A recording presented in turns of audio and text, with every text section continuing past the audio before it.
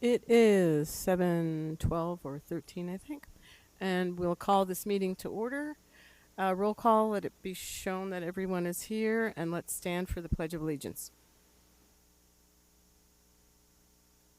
Pledge allegiance to the flag of the United States.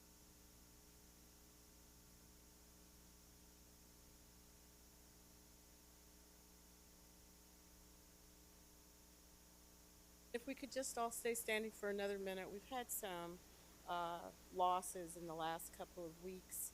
We've got employees and or their families that are going through some either medical, financial, all different kind of hard times. So if we could just have a minute of silence and send some positive strength their way, that'd be awesome.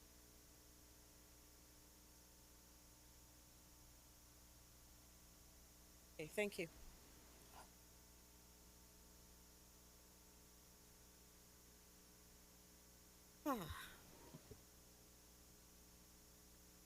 Make those sounds a little bit. I kind of blew my knee out and it's a little painful right now. So, call for adoption of the agenda. I move that the governing board adopt the agenda with the exception of moving preview item 8A to follow public comments.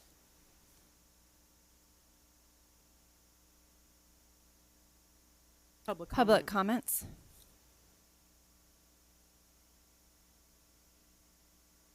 Second. All those in favor? Aye. Aye. Oh, okay, so that's me again, sorry.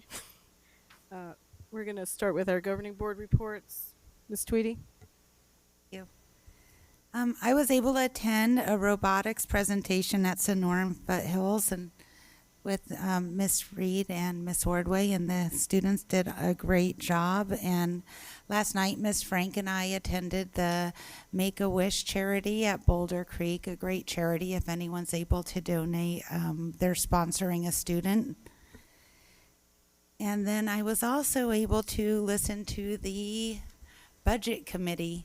So I'd like to thank Mr. Miglarino for taking the time to facilitate that committee and the committee members who are attending the budget committee. I did have a few questions as I was listening to the presentation that I wanted to ask about. One of the things that was being discussed was that our transportation is high.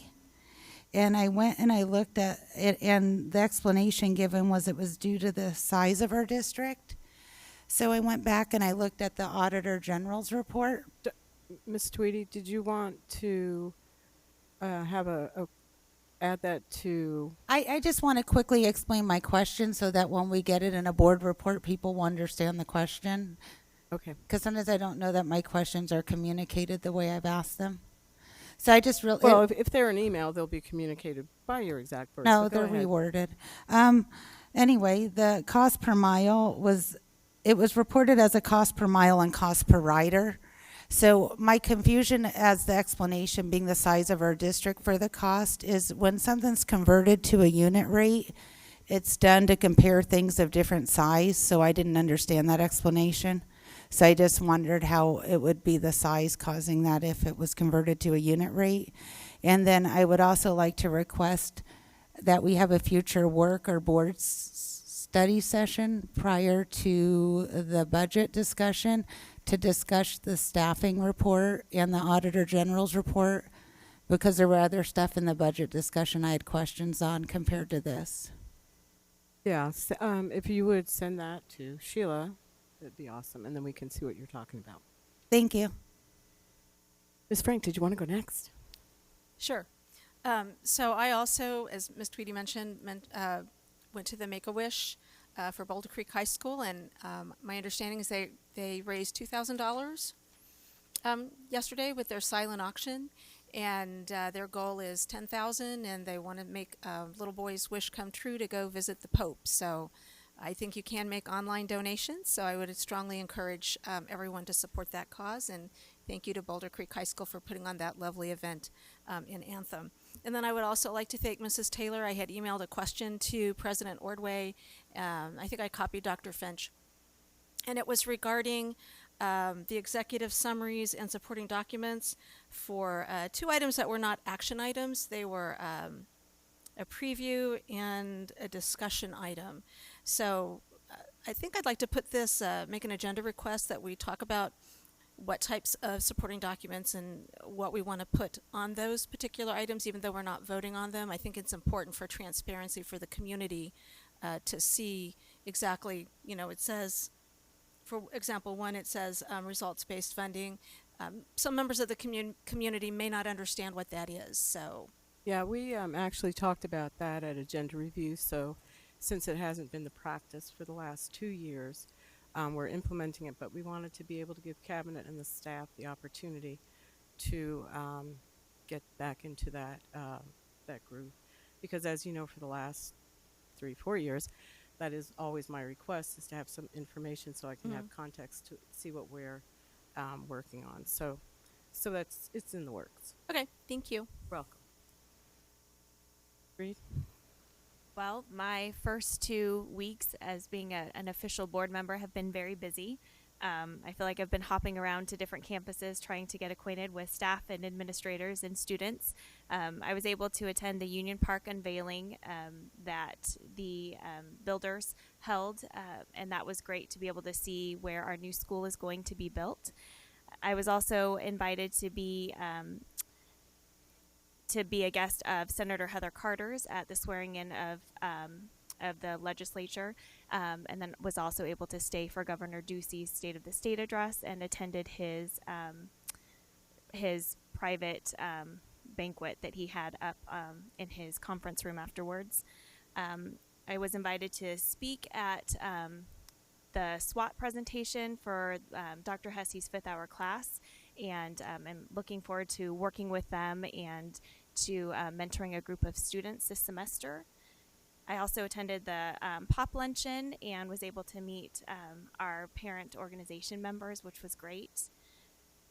I also attended the Sonoran Foothills Robotics presentation that they did for us. They qualified to go to state, and they competed in state over this last weekend.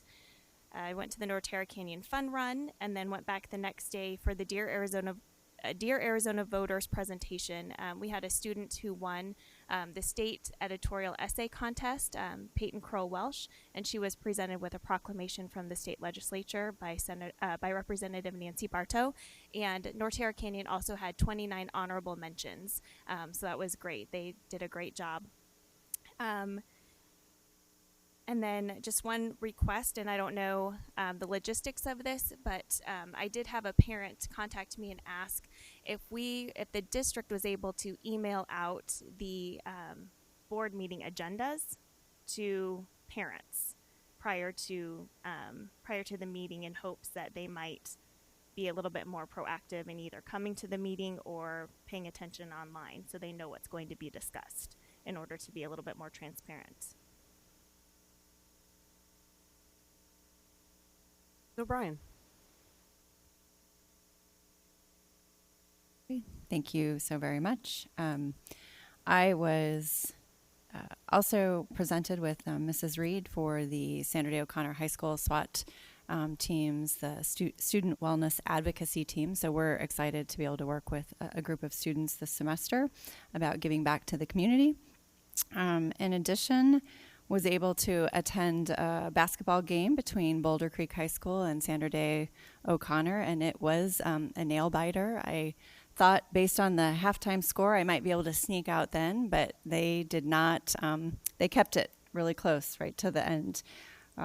I also was able to attend the pop luncheon and do appreciate all the information that staff present there, and love the back and forth with our leaders there. So thank you for all the work that goes into that. And also was able to attend the festivities for the legislature inauguration, as well as the governor's reception, and had some great conversations with some of his key staff members about school safety and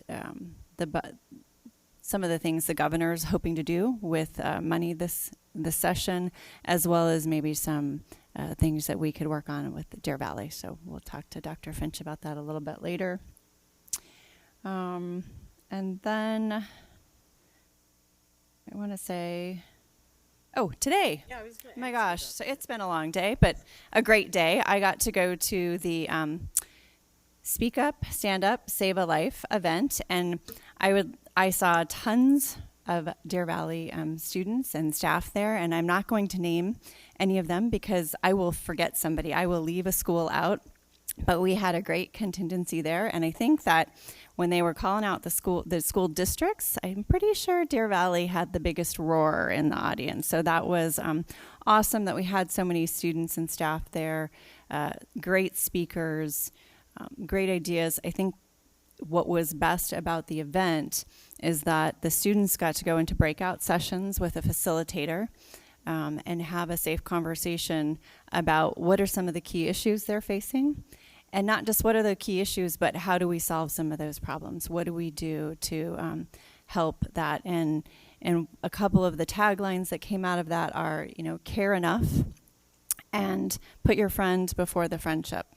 So it's really important that our students have a trusted adult. I know I'm speaking to the choir, but for those who maybe are watching us online, it really is important for them to have a trusted adult at school, in their life, in an after-school activity where they can reach out when something's not going right. And I'm going to tell you this is super key to me because it was helpful raising children, is that we adults have to not freak out when we're told stuff. I know that's kind of a natural response when we hear bad things, but that's my one of my big takeaways is remember to be calm. So thank you very much.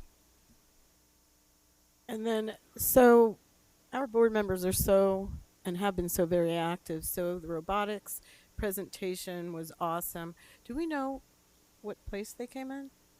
Well, doesn't matter. They're great. The parents' luncheon, again, there were some new faces, a lot of good information that they are, I think, more than they have been before, bringing that information back to the campus. Pop luncheons are important because not only do the leaders of the campuses, parent-wise, get to hear what's going on, but we also, all of our district staff gets to listen to what they have to say, and there's a lot of action that comes from that. Senator Carter did invite me also down to the Capitol for the opening day, and it was nice to see our Arizona State Teacher of the Year. I got my fabulous picture with him. We always laugh about that because he's so tall and I'm not, and it's usually in front of an elevator. Anyway, the award that was given to our student at Norterra Canyon was talking about the importance of voting, and she lasered in on the importance of your local government, your local governance, such as your governing board members and things that are closest to your back door, your front door, because you can have the most impact. And I thought it was very interesting because what grade was she in? Was she 7th?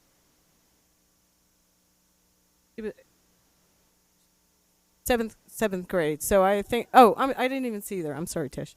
So I think that's pretty insightful. So, so that was awesome. And then the next day, they had their fun run, which they have figured out how to run on their own, as opposed to paying a percentage of the money to a company to do what they do. Has simplified it. And I had the lucky job of being able to fill up the color cups. So I was many colors when I was done. So that was kind of cool because I like glitter, and some of their color had glitter in it. Let's see what else. So the Union Park is very interesting, very exciting, and there has been a little bit of interest from the local newspapers to know how we feel about that and what kind of experience and services that we will be able, now that it has been approved, to give to that community. So I think everything's looking up in Deer Valley, and as long as we look up, we'll be going forward. And Kelly Fisher, I also did see you at the Capitol, and I didn't want to forget that because you kind of walked past me, but that's okay. So anyway, from that, we will go over to Dr. Finch. Thank you. Two things. School Board Appreciation Month is January, so thanks for all that you do and the things that you do off the radar as well, attending events and encouraging students and staff. We appreciate that. And last but not least, I have finished the State of the District epilogue, but it needs to be edited now. It's going through the third revision. So next is Sheila on the list. So, but it's coming together, and hopefully it'll be a nice roadmap of where we're headed, and kind of a peek back of where we've gone so far. So looking forward to that. Attached to that will be a place where you can click on and see our strategic plan. And you'll also be able to click on and read about a charter proposal, I guess, that I gave to the governor and some state leaders. You'll be able to catch up on that as well. And so that's coming soon to a theater near you. All right. Thank you. All right, let's see. So I guess Jim is waiting to be able to have his turn. So go ahead, Jim. President Ordway, members of the board, Dr. Finch. Just two reports. I should at least make the comment.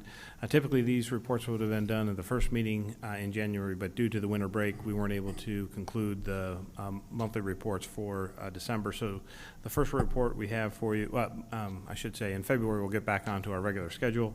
But the first report we have is the enrollment report through the 94th day of instruction, or January 9th. Showing a 0.1% increase, or 38 students more than we had a year ago at this same point in time. And that's slightly down from what we've seen earlier in the year. It's been higher, more than double that 0.1%. But just as a reminder, we do get funded based on the first 100 days of membership, so all the enrollments all the way through the 100th day. We're getting close to that 100th day at this point in time. That doesn't mean that we'll have a known entity of how much ADM we'll qualify for this year. Again, remember current year funding, because it takes a while for the State Department of Education to reconcile all the other factors that go into determining the final ADM. So we hope to have that number by sometime in July, even though the 100th day is going to happen in January. Yes, it takes that long. I'd be happy to answer any questions regarding the enrollment report before I move on. Do we have any questions? We have no questions. The second report we have are the December financials. So a little bit of good news here. The last month we were about $460,000 in projected carry forward. That's unallocated budget capacity. And for this month, December, we're at just under $677,000, so a considerable increase. Year over year, last year, December of 2017, we're about $540,000. So that's a good sign. But with some of the increased students, we are continuing to make staffing adjustments, adding additional staff where it is warranted. So that number will fluctuate as we continue through the second semester of this school year. I'd be happy to answer any other questions regarding the December financial reports. There are no questions. Do you have anything else that we could maybe find a question for? Madam President, no, I have nothing further on this. All right, so then we are going to move on to public comment.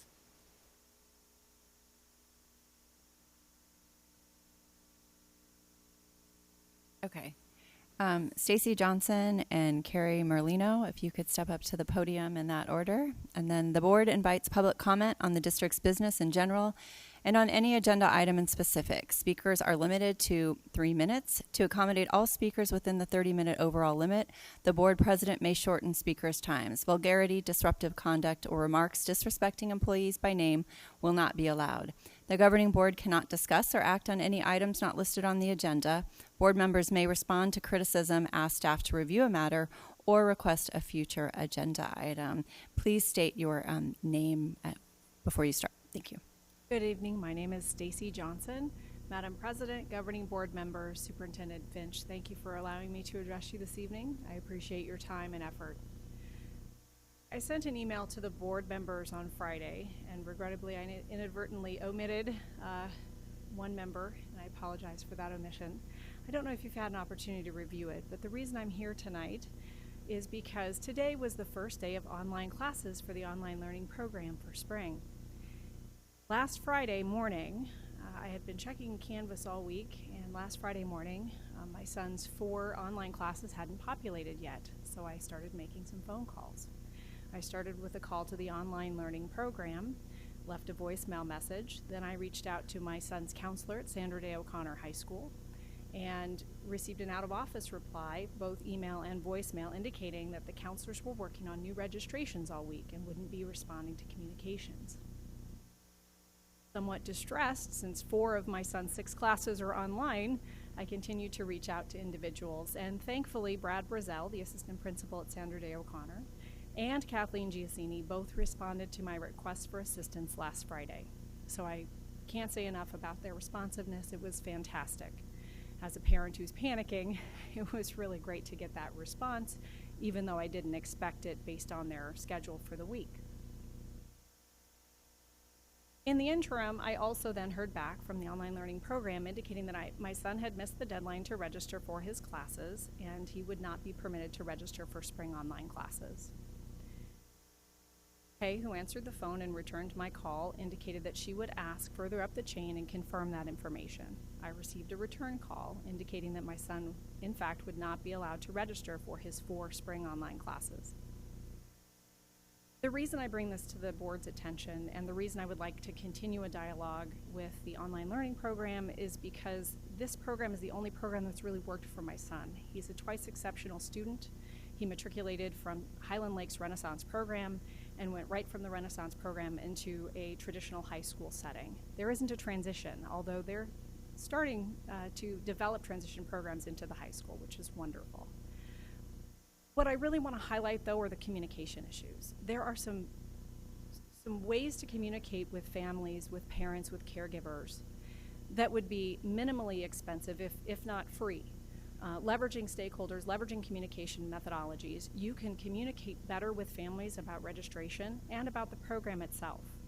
In particular, there's a fast track program that I'm just learning about that I think is being rolled out by the online learning program, and there's very little information available online, and the counselors are not well informed as to the program's parameters and paradigm.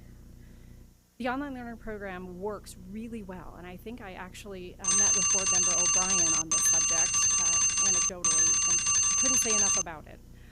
What I would like is a conversation. I would like to start a conversation about how we can improve the delivery of the program and communication with families and caregivers. Okay. I apologize for going over. That's Thank okay. you. Thank you. So, Thank you. Dr. And I Dr. Finch. Finch. Yeah. Have you had a chance to talk to the director yet, Ms. Hirschberg? Dr. Hirschberg reached out to me by email today. I communicated back with her saying that I would be here this evening and could speak with her tonight, or we're scheduling another time later during the week. Yeah, that's where I would start. Absolutely. Thanks. Thank you so you. much. Thanks.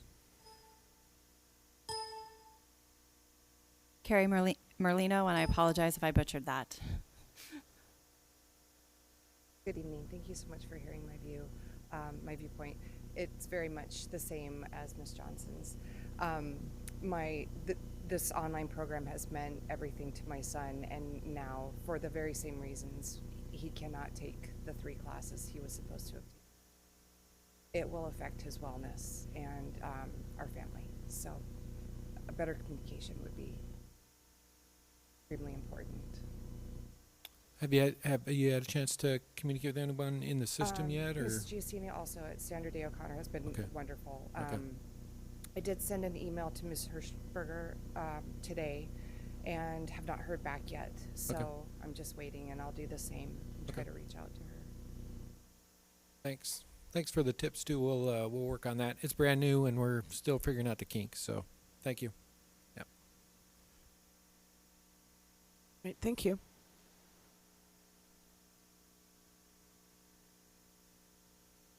Right, we're going to move on to old business. Oh, because you changed. Sorry, Karen. We did move you up. Hold on a sec. It's not a motion, so we can go right to that preview item.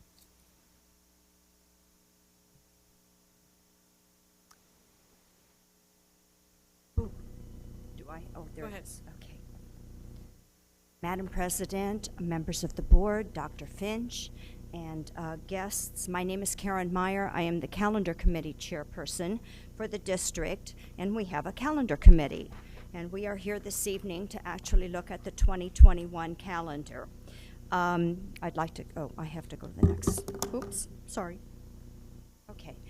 Our committee consists of 6 parents, 1 community member, 2 district administrators, 2 campus administrators, 3 certified employees, 2 classified employees, and I act as the facilitator. All my members have been previous members except one. I picked up a new parent this year. So I have to say thank you to all my committee members who keep coming back and who sit on this committee for us. And do I have? So I thank them very much. So that is the makeup of our committee. The purpose of the calendar committee is to discuss options for the 2021 calendar and bring recommendations to the board for review. We do not discuss staff development early release days. These are determined by the district, and I always just like to make that note because everybody wants to discuss them. So that is something our committee does not discuss. We always look, we have adopted the 2019-2020 calendar. We did that last year. It has gone to district. They have placed all of their early release. We have new PLC days coming into it, and this is the 2019-20 adopted calendar. And I just, for your information and for those in the audience, our next year's calendar would start on Wednesday, August 4th. We have a 4-day fall break, September 30th and October 1st. Columbus Day, October 14th. We have 3 days at Thanksgiving. And then our normal winter break, President's Day, Martin Luther King Day. A week in the spring, we have Spring Break Day, April 10th, and then we end school May 21st, which is before Memorial Day. So that is our adopted 2019-2020 calendar. So then, our committee likes to always look at our surrounding districts, so I picked 2 from the west and 2 from the east. If you notice Peoria for 2021, they have their calendar posted.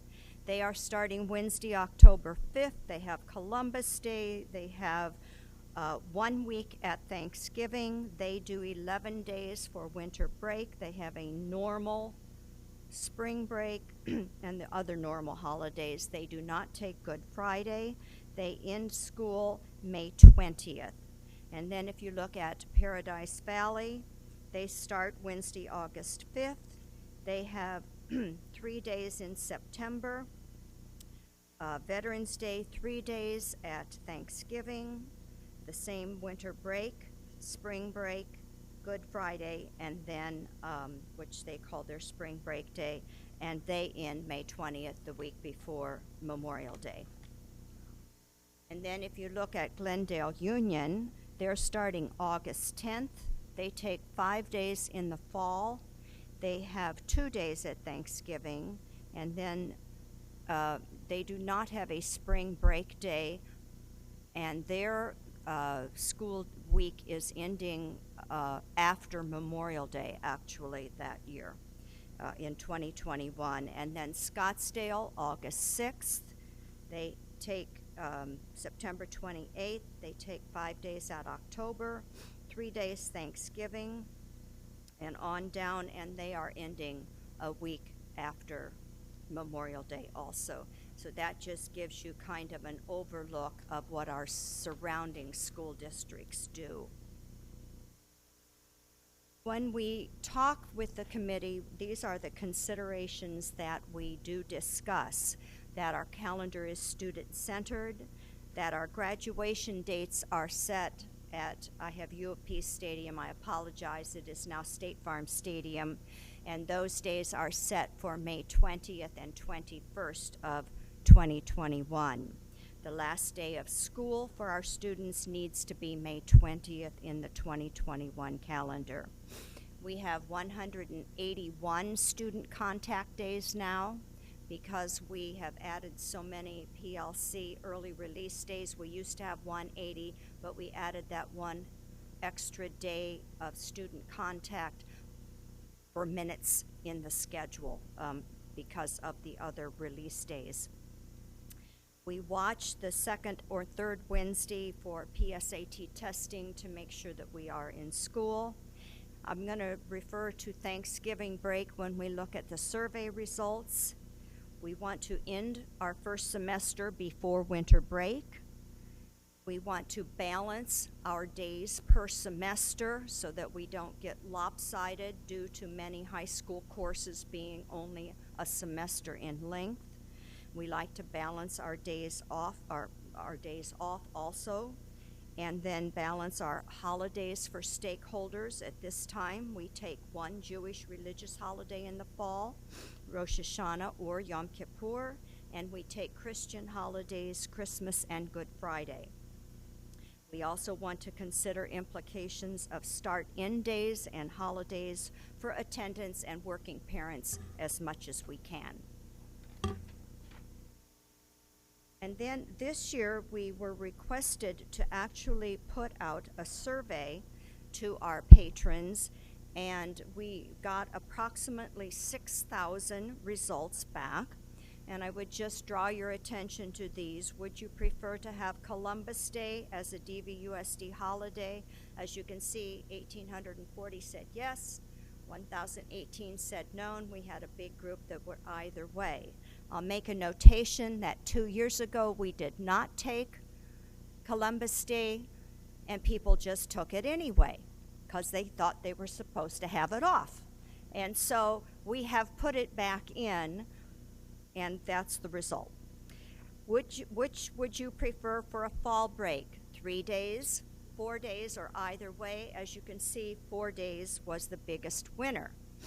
Then for Thanksgiving, which would you prefer? All week, 3 days, all week, or either way? And as you can see, we did have more people ask for all week. If you recall, 3 years ago, we suggested to the board, we were vacillating. We did a week, then we did 3 days, then we went back, and we asked the board as a committee, or recommended that you make a stand, either do 3 days or do a week. So we have a little more information now for you to look at as far as Thanksgiving break. We also asked how would you prefer the calendar to be released, and as you can see, 1 year ahead of time was the largest number, and we basically are doing that. We're trying, we're starting now for 2021. We'll get it posted by the end of the year so we have it out. So we are actually 2 years out in a way, but by the time we start next year, we're really 1 year out, and so it seems to be working pretty good for our patrons. And then the last question was, would you be in favor of Deer Valley exploring a modified year-round calendar? And as you can see, we had yes and no were somewhat equal with either way, and so we have referred that to Dr. Finch and for discussion, etc. But at this time, we're kind of on the traditional calendar routine. So we have brought to you this evening 3 options from the committee for your review tonight. Option A, as you can see, and I'll just it's hard to see in the audience, but I'll try to kind of just summarize it. Starting Monday, August 3rd, September 7th, the Blackened Day in September is Labor Day. September 28th coincides with Jewish religious holiday. October 12th and 13th coincides with Columbus Day and makes a 4-day weekend. November 11th, Veterans Day, and as you can see, we put a week for Thanksgiving due to survey results. We have our typical winter break of 10 days, January 18th, February 15th are Martin Luther King and President's Day. Spring break in mid-March. April 2nd, Spring Break Day coincides with Good Friday. Ending school May 20th for the last day for students. And so that is option A. Those are even semesters. All of them I'm presenting tonight give you even semester days of 90, 90, or 89, 91, depending. Option B, as you can see, we've moved the start date to August 5th. Again, September is the same with 7th and 28th, and October the same with a 4-day weekend. We have in November offered 3 days for Thanksgiving, which is what we have been doing these last 2 years. The same for December, January, February, and March are all the same, as well as April 2nd, and then ending school May 20th. So the only difference with this one is taking 2 days at Thanksgiving and starting school 2 days later. These are all very similar. Option C starts on Tuesday, August 4th. It has same in September, same in October. November is the 3-day Thanksgiving break. December, January, February, March are all the same. The only thing added down here is in April, because April 2nd is so early. Some of the committee felt April 23rd would be good to have a secondary spring break day because it's such a long haul from March to the end of the year. So that was option C. 9 of my committee members recommend, 9 recommended option A, mainly because of what the survey results brought to us. 2 recommended option B, and 4 recommended option C. So that gives you committee's suggestions and my review. Do you have any questions? Ms. Tweedy? I just want to make my statement. If anyone has an opinion on the calendar, I would hope that they could email us and give us that feedback. I know every year we adopt a calendar. Nobody has ever sent me an email until after the calendar's adopted. So if there's an opinion, I just would hope somebody would voice it now before it comes back for a vote. But thank you for your work. Mrs. O'Brien? I would also like to say thank you for your work. I do believe you have one committee member, and is Mr. Henry still on the committee? He's hiding behind you, Karen. But thank you so much. Thank you. I only know that because I served with him. I had an insider view, but thank you once again for all your work and all the thoughtfulness about the guiding principles and taking into our community's input. Thank you. The survey is awesome, and I think I like the way that you utilize that information. So I guess we'll see you again soon. I suppose so. Ms. Reed, did you have anything you want to say? All right. Thank you, Karen.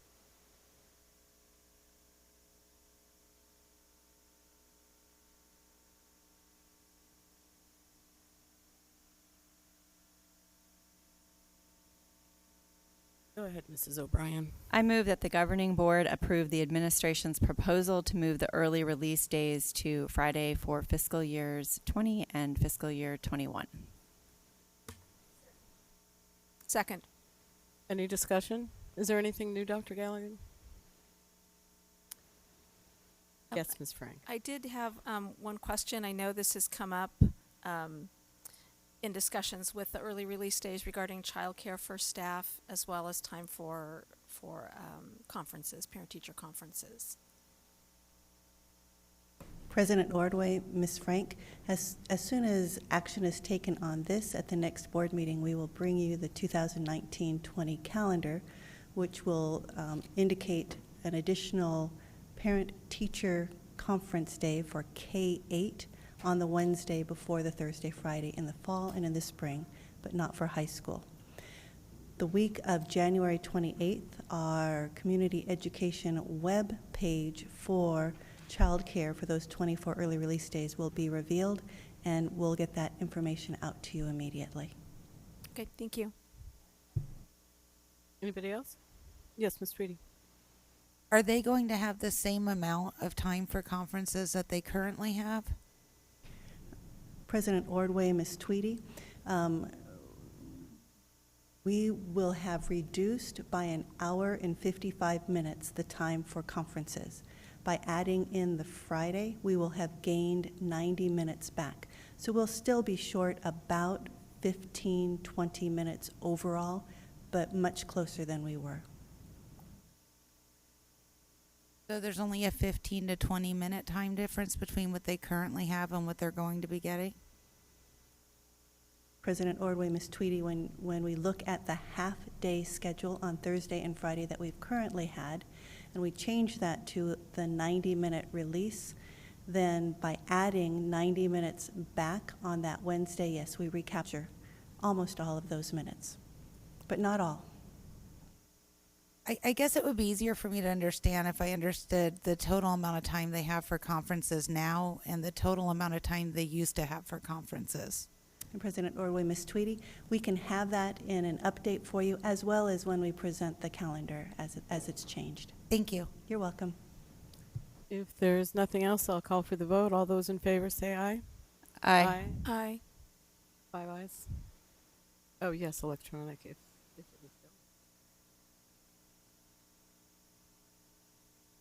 Oh, there you go.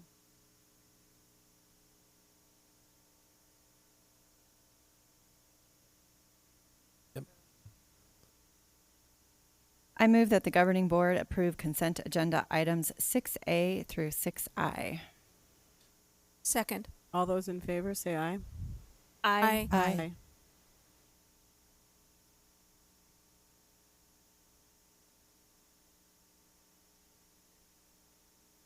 Well, not yet, anyway. There it goes. Well, Didn't have any discussions. here it No is. discussions. Just moved. all right. Did everyone get it on? I am. Okay. Let's go to 7. I move that the governing board accept the administration's recommendation to pre-approve the addenda as presented. I'll second. Discussion? No discussion? All those in favor say aye. Aye. Aye. Aye.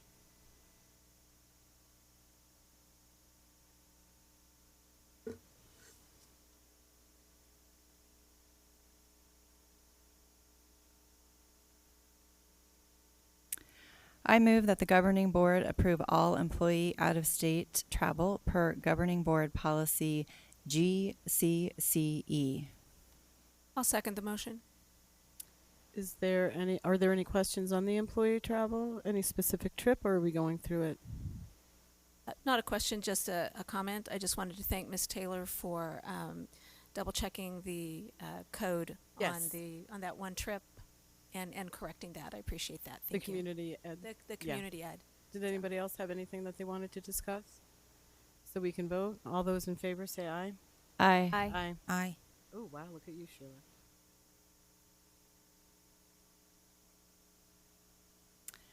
I move that the governing board approve board members who request to attend the National School Board Conference in Philadelphia, Pennsylvania from March 30th to April 1st, 2019.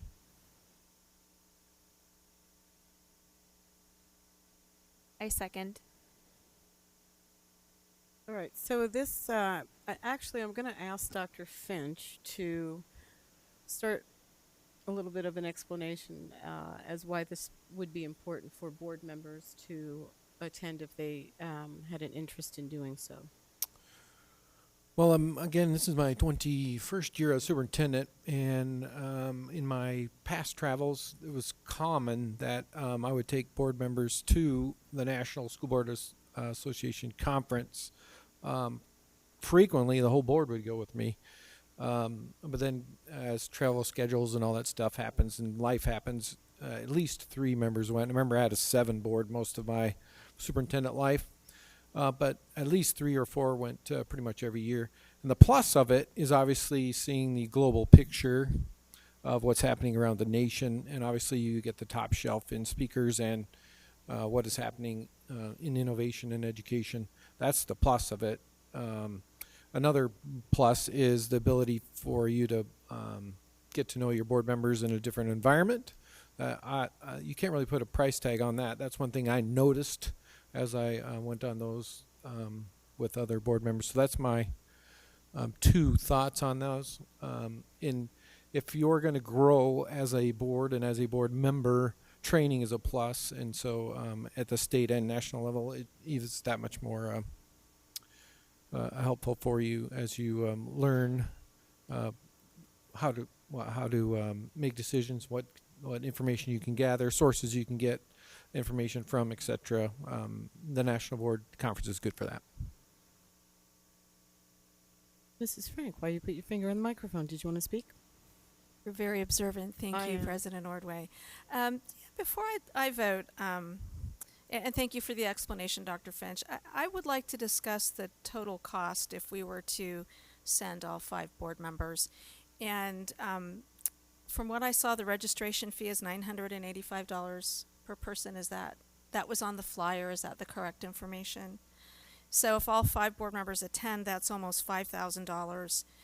Airfare to Philadelphia, I think, probably runs in the neighborhood of something along the lines of $400 per person.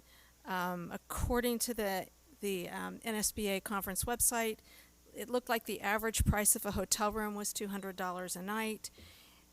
So that's already puts us at close to $9,000, and if you include meals and transportation, then you're easily looking at $10,000 for all 5 board members.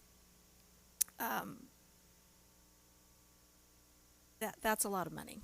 Yeah, that was about how much it was every year for our group. That's correct. How much have we spent on other trainings? Because I know that Mrs. O'Brien, Mrs. Ordway, and Mrs. Reed all attended the state conference in December. Obviously, that would be less because it's in town. I do want to say that my attendance at all the conferences here locally as well as nationally are paid by the Arizona School Boards Association because of my service as treasurer on their executive board. So I do not no costs are incurred by our district for the professional development I receive. Thank you for that clarification. Mrs. Taylor just looked at our budget off the cuff here. We've spent about $3,000 as training so far for our group for the year, for the calendar year. About $13,000. Our budget is $25,000 for the board. And does the board budget come out of M&O? What fund Correct. does it It's come probably a out of? Jim question, but I would say yes. Yep. I don't know what we spent last year, but yeah, not much. Not much last year. So, I do understand the desire for training, and I do understand the appeal of national conferences, having attended some national education conferences when I was a teacher. I can't personally vote for this because it's $10,000 out of our M&O budget, and when we can't pay bus drivers and we don't have enough counselors, I think that needs to come first. There will only be one member going, I believe. It actually was put on the agenda for any member that chose Right. to take to make the choice to go, because national conventions are appealing because you are speaking to board members from across the nation, obviously, that are experience their red for ed, their experience, their teacher shortages, their experience, their transportation, employment issues.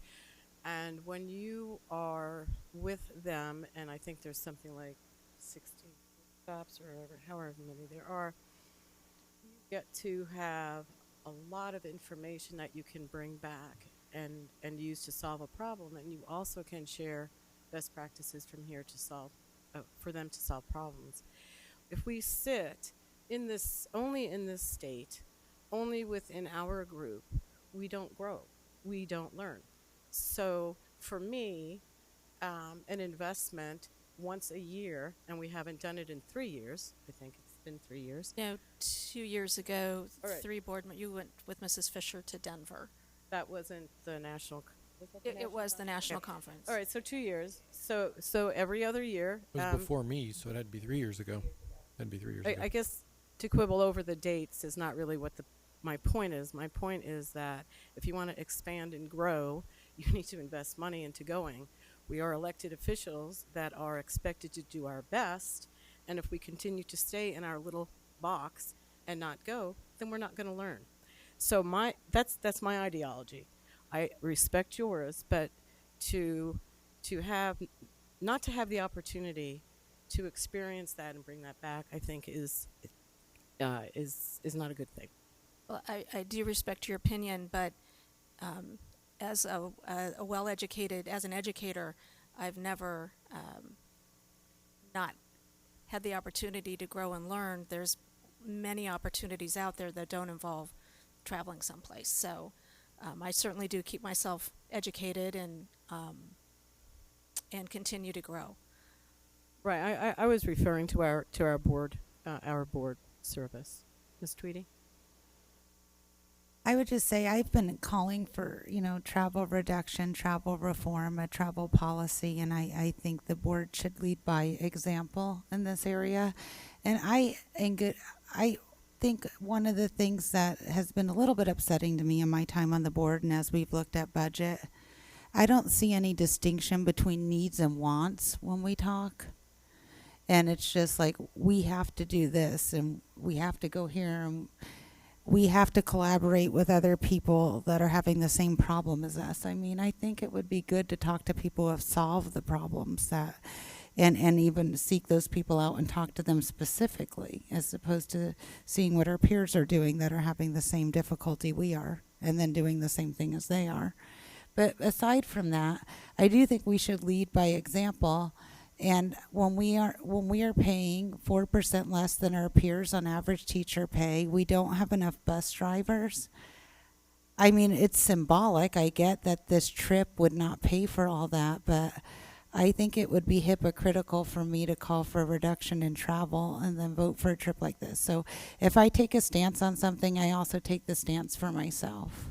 Right, and I do too. I would love to lead by example and make sure that we are not stymieing our employees from going on any type of professional development either. But if it comes between paying them or having them go on these, I'm sorry, I think $800,000 on professional development trips is obscene. Well, Or $650. It wasn't the year before when we started cutting it. Yeah, 2 years ago. Well, we're not discussing that because those numbers are arbitrary unless they're put into context. I'm referring just to the professional development for any board member that wants to take advantage of it. So I don't know if Ms. Reed is interested in going or can't go, but if you have something to say, please do. Well, I just wanted to state something obvious. I mean, obviously, you two are not interested in going, so that lessens the cost down by $4,000. Is that correct? Well, I wouldn't say it's fair to say I'm not interested in going. Well, I mean that you wouldn't partake in this trip. I feel if the it was same approved. the same way Ms. Tweedy does when I've taken a stance on employee travel and voted against numerous trips. That for me to take a trip for myself when there's resources available online. For example, Sir Ken Robinson is the speaker. He's also on YouTube. Absolutely. I can see Which is one of the draws of having him as a keynote speaker, to witness him in person and be able to speak to him. But I can see him on YouTube at no cost. You to cannot the interact with taxpayers. him on YouTube. You won't be interacting with the keynote speaker. Okay.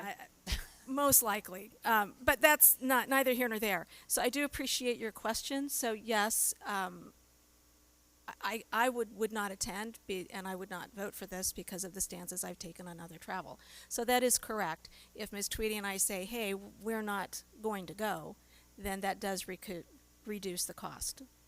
Okay. And I'm unable to go because my husband's on a business trip that weekend, and my kids have a lacrosse tournament. So really we're talking about I'm unable to go as well. we're talking about maybe paying for one board member because Mrs. O'Brien is already taken care of by the Arizona School Board Association. So that reduces that from $10,000 to $2,000 and puts us at $5,000 for our budget, what we've spent so far. Correct? Correct.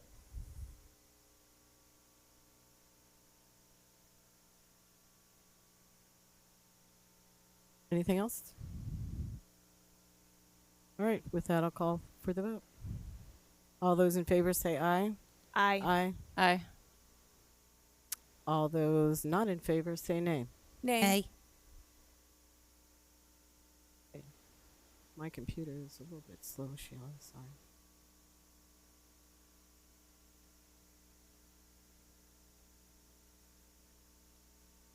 So that was There we go. 3-2. go.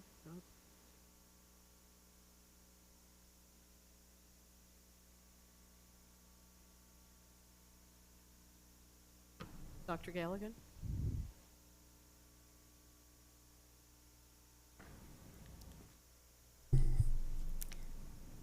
President Ordway, members of the board, Dr. Finch, and guests. Hopefully there'll be a presentation that comes up. This evening we bring you an opportunity for 2 of our Mandarin teachers. If you remember, last year the board voted to have ASU Confucius Institute teachers continue for the 18-19 school year, which would complete their 2-year visa contract, with the understanding that they would finish at the end of this school year.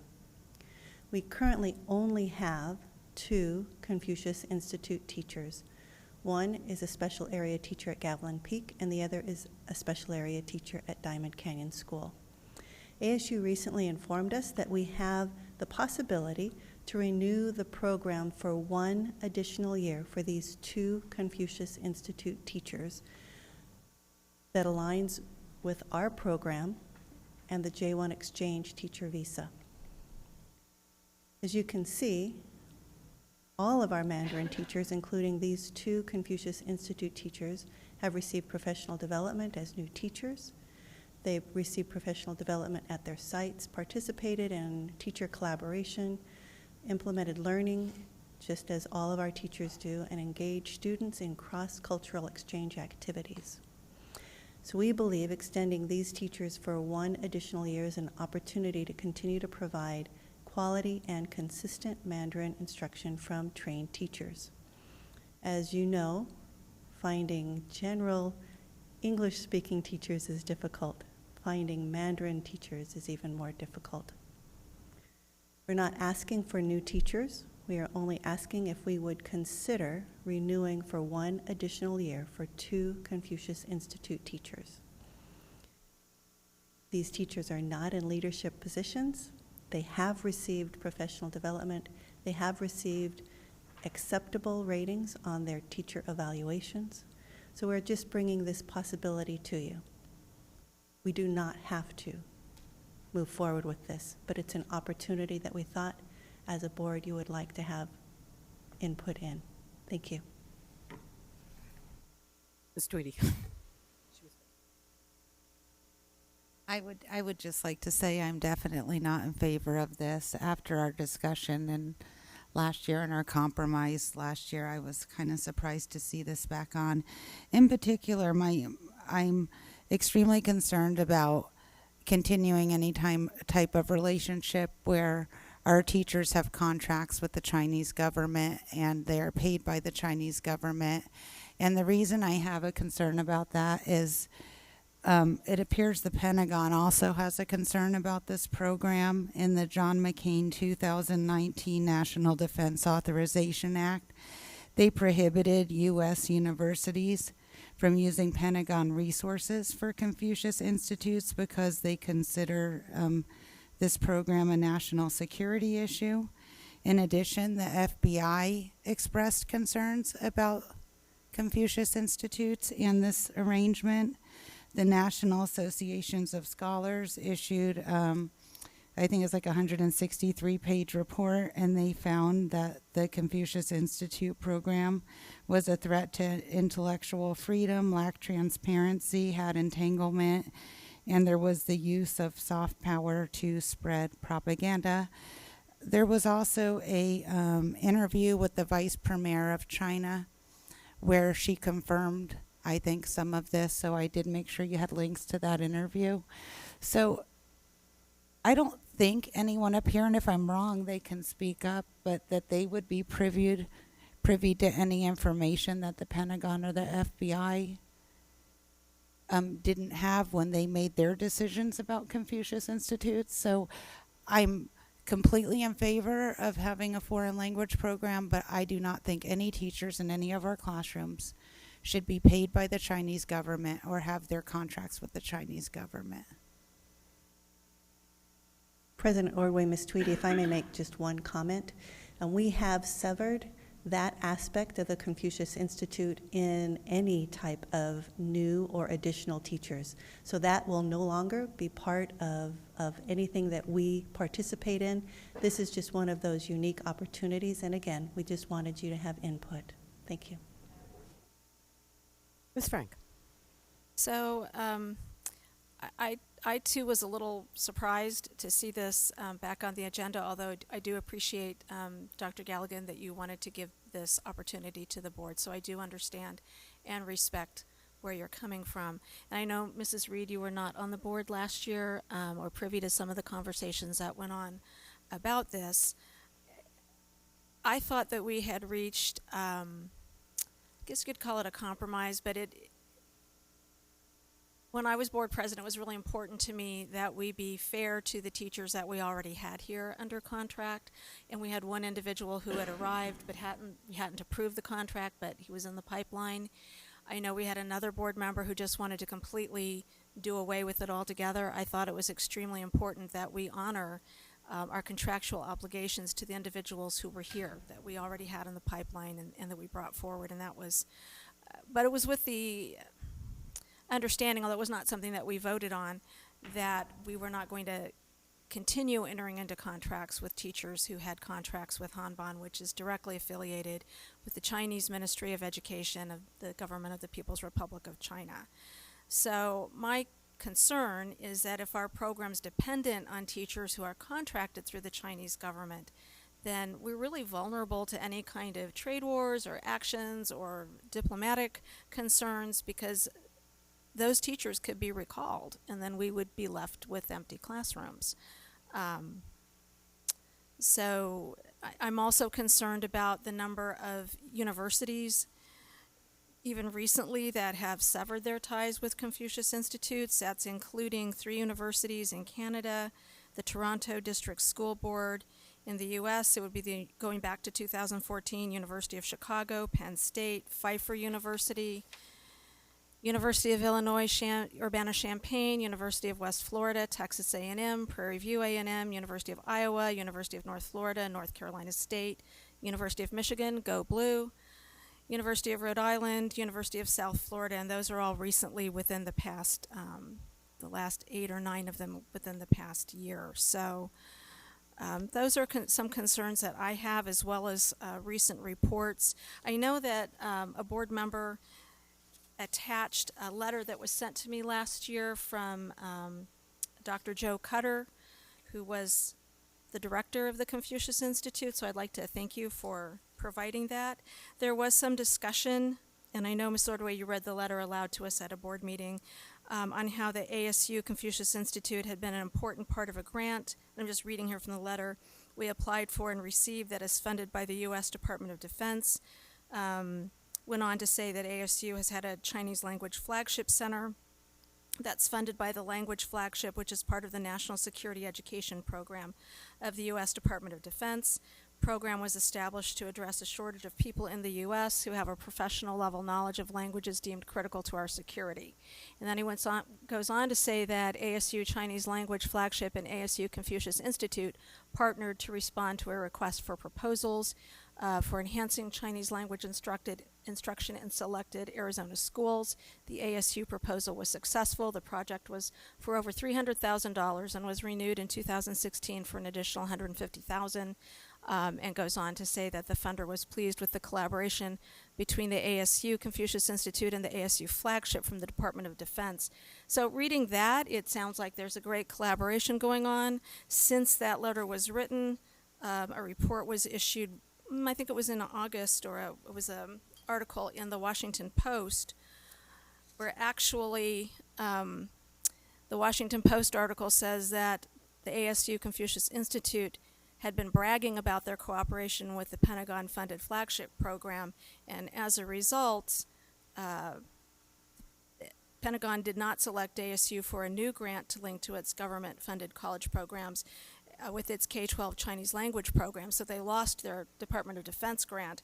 It says they do not see Confucius Institutes as benign. We absolutely see this as a national security issue, a senior defense official said. So we know that's a lot of information, but I wanted to include it because this letter had been included. So I fully support the Mandarin immersion program in our schools. I really do. And I know there was a lot of press last year that said I didn't. That's not true. I have a problem with this particular entity. So those are my concerns. Mrs. Reed. Okay, so getting caught up here, I want to bring it back. I have a couple of questions I'm hoping that you could clarify for me. So who is currently paying the salary for the two Mandarin teachers? The Chinese government. Okay, so if... Through the Confucius Institute. Through the Confucius Institute. Okay, thank you. So if we extend, if the board decides to extend this contract, so for another year, that they would be paying the salary, correct? President Ordway, Mrs. Reed, that would be correct. Okay, thank you. And then what happens if we do not choose to continue their contract? We would simply need to identify 2 additional Mandarin teachers through any of the other pipelines that we have available to us. As I mentioned before, that's not always an easy thing, but we've been able to find our teachers throughout the years.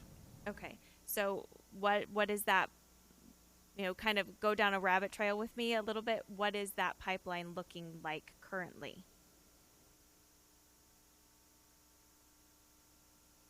Mrs. Hope Loveland, who oversees our Mandarin program through many conferences as well as networking, has a number of contacts within the United States and across in China that she is able to tap into, as well as post our openings. So again, it's not easy, but it's completely doable.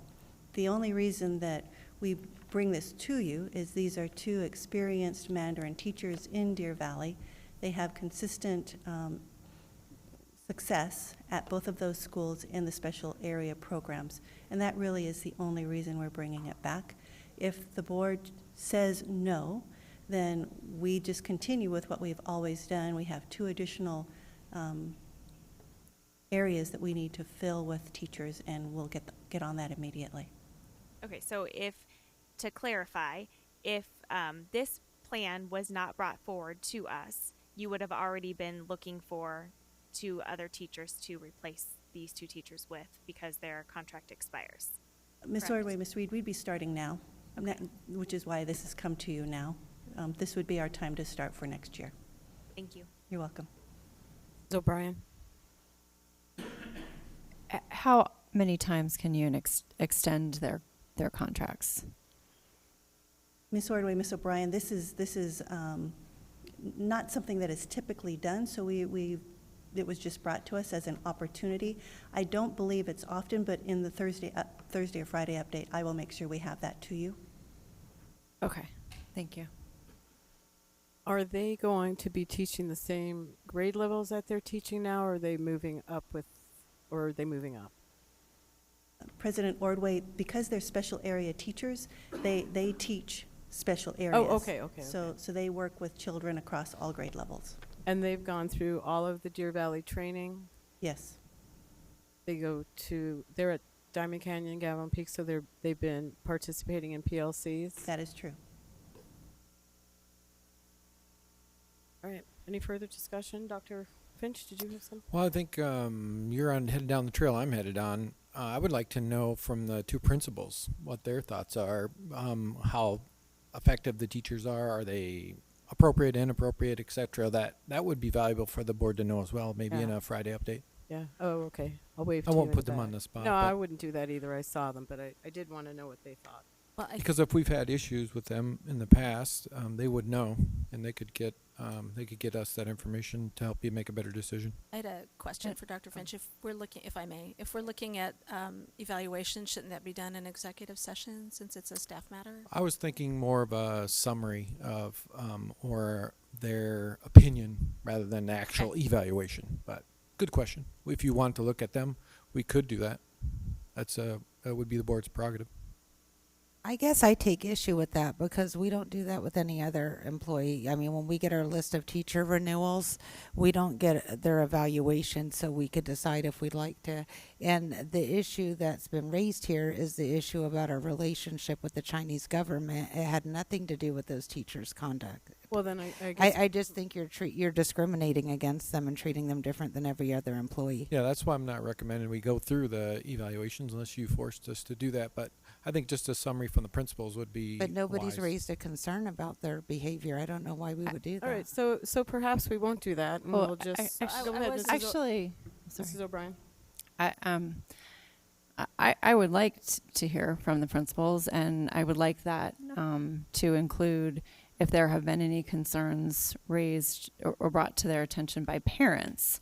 I understand Mrs. Tweedy's comments, and I think given the circumstances and issues brought up, I would like to know how the teachers are regarded by the principal, not at the evaluation level, but just their opinion, as you stated. So I would like that information.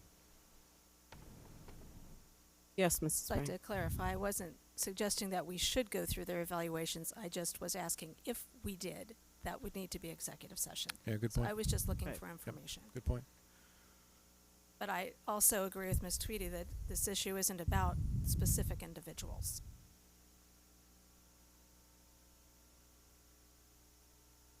Yes, Ms. Reed. I would offer a differing opinion in the sense that one of the major concerns that the articles have is that the Chinese government is influencing the children in our classroom through propaganda and through watering down of Taiwanese history and the relationship. So I would say that if that was happening in our classrooms, then we would want to know about it. So that's one of the major concerns. So I think that having information from the principals and information from the teachers, if their children were coming home and saying something like that, would be crucial in making a very wise decision.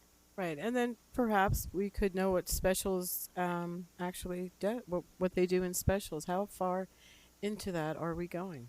So, Mrs. O'Brien, do you have one more thing? I think if Have one you- more thing? if you have any more questions or anything, any more information that you would like, email me and I can see if I can dig it up for you and get it, because obviously this is just a preview. Ms. Tweedy. Well, and along the lines what Ms. Reed said, I think first of all, I mean, if this is something you guys choose to do, I think that there should be some parental notification about the concerns, and they should go into the program knowing. So I would hope you guys would support me on that, since we make parents sign consent forms for PG movies, and we have them opt out of sex ed. They need to know about the criticisms of this program. They need to be aware of it, and then they can decide if they want their child to participate in the Confucius Institute program. So I would just request my other board members not deprive parents the right of making an informed decision for their own child.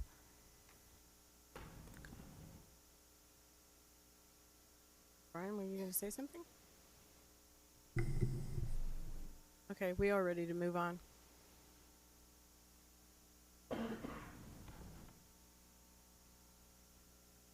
I'm sorry, she would like to be at the beginning. Okay, so we Want to have. be at the beginning, Maria Leyva? Or at the end? Do you want to speak after the information is given, or do you want to speak before? We are. Come on, pay attention. We Keep can it up. we can Would you like have to Gail speak do now? her thing, and then you can Or do comment you on want it. to speak afterwards? Because the Okay. information might be different from what you're thinking. So She wants to speak now. You want to speak now. Maria Leyva?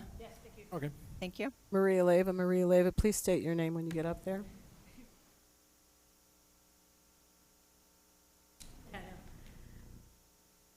Thank you, Maria Leyva. Maria Leyva, DVEA President. President O'Brien, Governing Board, Superintendent Finch, and guests. There are some questions before you revise next year's school calendar and discuss the early release schedule. Okay. Was there any input from certified employees regarding the change to the calendar?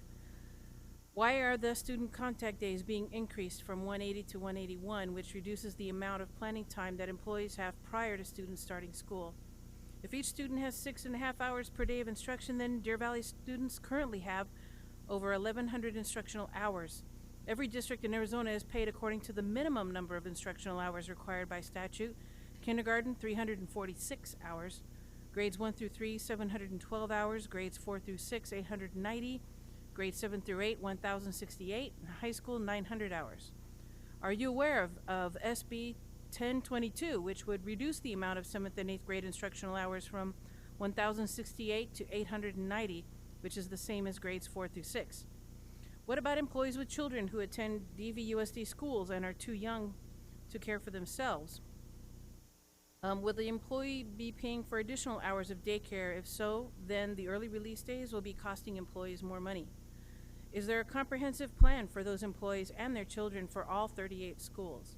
Regarding the 90 minutes reserved for parent-teacher conferences, that conflicts with the certified manual, which specifies having 2 half-days for K-8 twice a year and 2 half-days for high school once a year. Reducing the time from 2 half-days to 90 minutes is not what's best for students.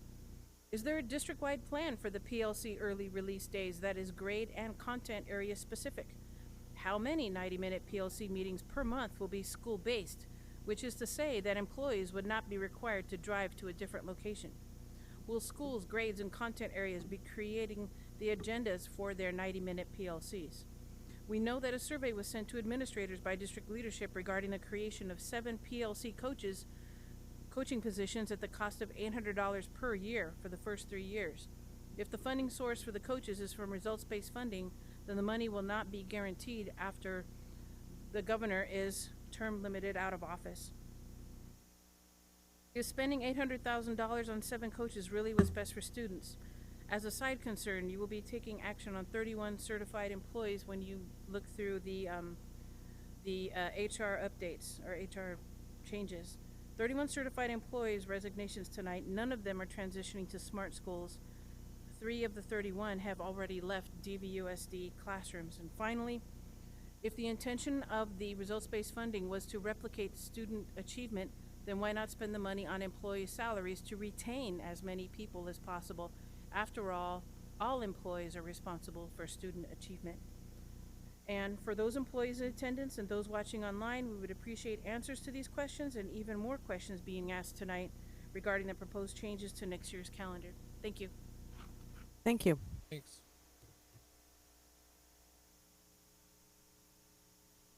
Is this Dr. Galligan? It is. Thank you. Many of these questions will be answered. I'm going to say, did someone write those questions down? Because I'm sure much of it is in the content of what you're going to share. Actually, well, she. President Ordway, members of the board, Dr. Finch, and guests, this evening we bring you a preview of results-based funding proposals for our district. Just a little background information on this funding. Governor Ducey proposed results-based funding for public schools a few years ago. Then the Arizona legislature approved Senate Bill 1530 authorizing it. This plan was introduced as a way to expand successful public schools' reach by providing additional funds for schools whose students reached and scored the top 10% statewide on the AZ Merit State Assessment. At its core, states' results-based funding is intended to incentivize public schools, traditional districts, magnet, and charters to grow their impact and serve more students. For the 2017-18 fiscal years, funding followed this formula. Every school in the top 10% of AZ merit scores with fewer than 60% of students on free and reduced lunch received $225 per student. Schools with more than 60% free and reduced populations received $400 per student. That was for 2017 and 2018. Starting this school year, only schools with a state grade of A will receive the funding. As a reminder, Deer Valley had 24 schools with an A label this past year. As noted here, the monies are allocated directly to enhance, expand, or replicate the school sites that generated the results-based funding and is not to supplant monies budgeted or received from any other source that is generally provided to that school. We noted that the DVUSD schools that generated results-based funding those 2 years have strong pockets of collaborative teams and use specific protocols and defined processes for successful PLC work, school-level practice, collegiality and professionalism, and what works in schools. Response to intervention is also in place through the PLC process as these schools are working strategically to implement Tier 2 and Tier 3 interventions.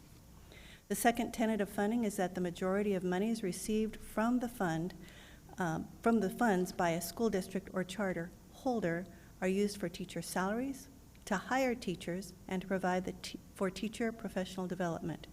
As you will see when we share the 3 proposals, 100% of the monies in the proposals are for teacher salaries, hiring teachers, and providing professional development. A portion of the monies received from the fund by a school district may be used for the expansion and replication of that school site as a quality school model. The monies are used to sustain and replicate results to serve more students on a waiting list at a school with a letter grade designation of A or B, and to increase salaries for teachers, other classroom staff, and school leaders, closing the achievement gap in high poverty schools. Replication is defined in these 4 bullets. You can see adding seats, serving more students, using resources at a different location, mentoring other schools and school leaders to replicate models, and physically expanding at another location.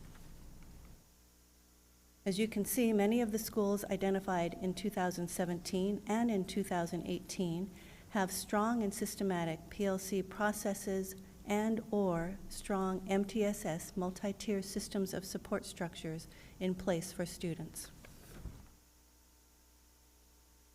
Proposal 1 encompasses 4 areas. Please note in this option, year 1 of the 3-year proposal would utilize 2 years of funding, both 2017 and 2018. Year 2 and 3 would only use 1 year of funding. For all options or proposals that you see this evening, we anticipate a $1.6 million in results-based funding each year moving forward. That total could fluctuate based on a number of reasons. We propose bringing teachers back 1 day early to begin the process for the 2019-20 collaborative training, hiring 5 high school interventionists similar to reading specialists in our primary grades who would work directly with students identified 3 years or more behind grade level in reading and/or math, hiring 3 PLC trainers and a PLC manager to support school leaders in the work of continuous improvement through PLC frameworks on their campus, and provide a loyalty retention pay for those campus staff members who return that year.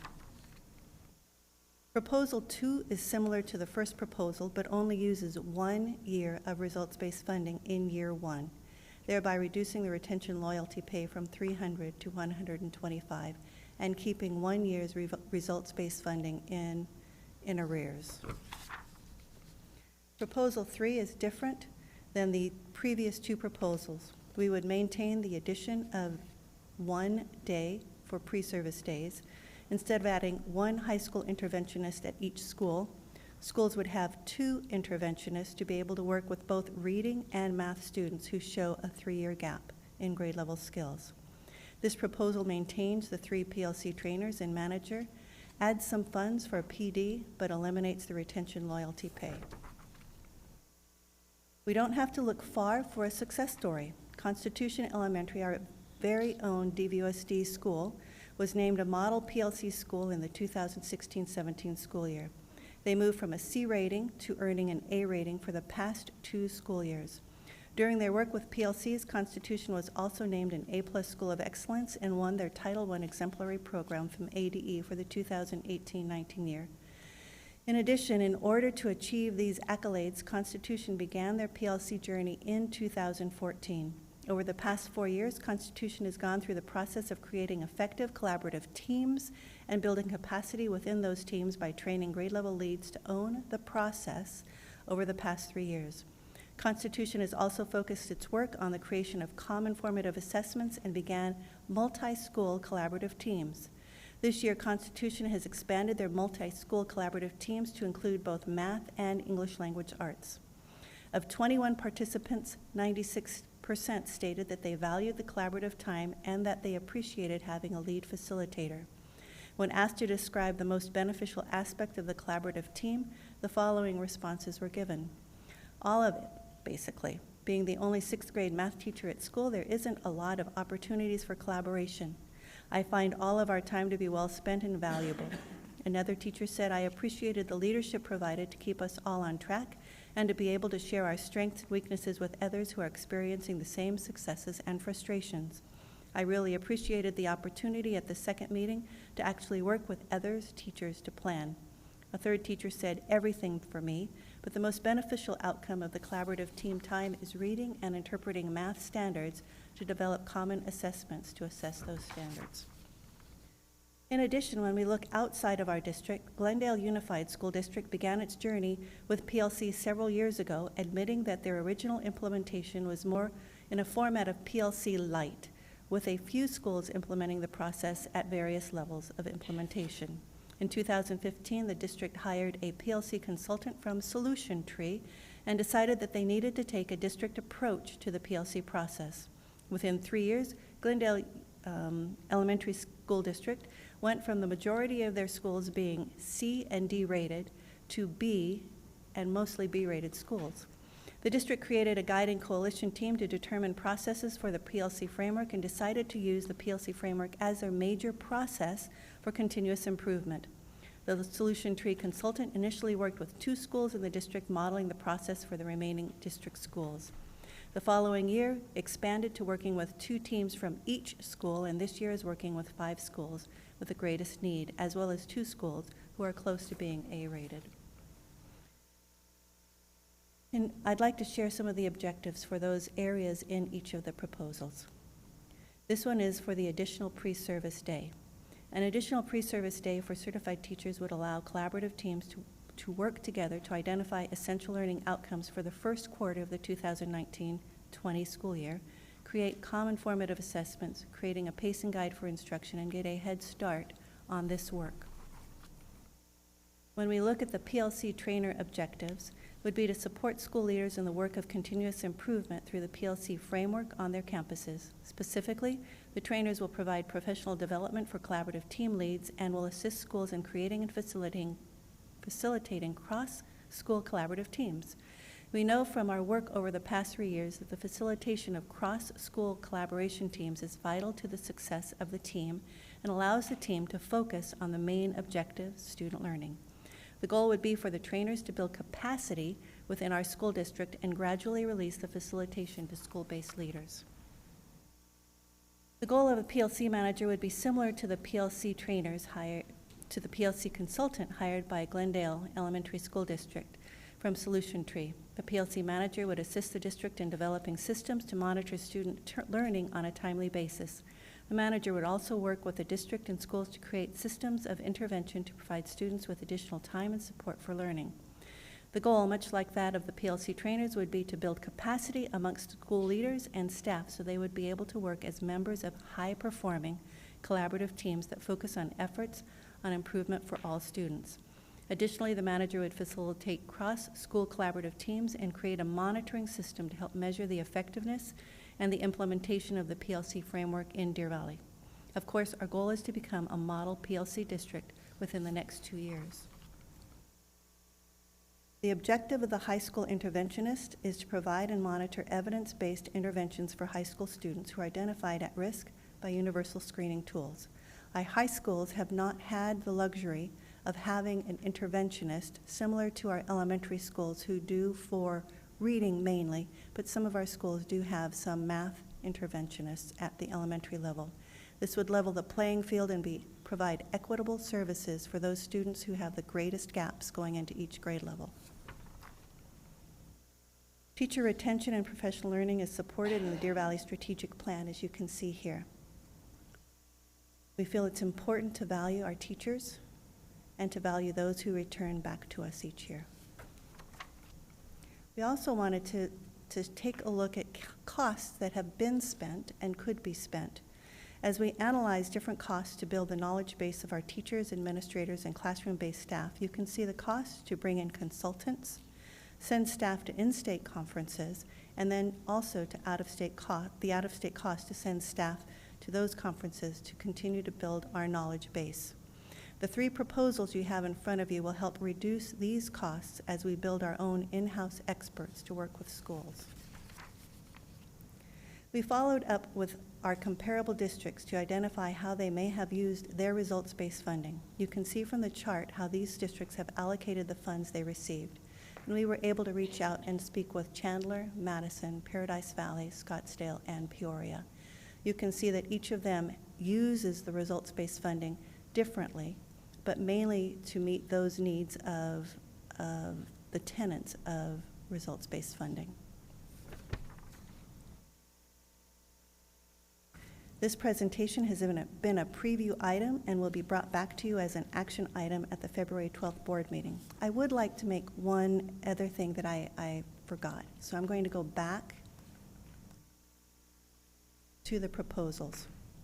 We believe that the need for the one day coming back early and or the PLC trainers would be a short-term need of no more than 2 to 3 years.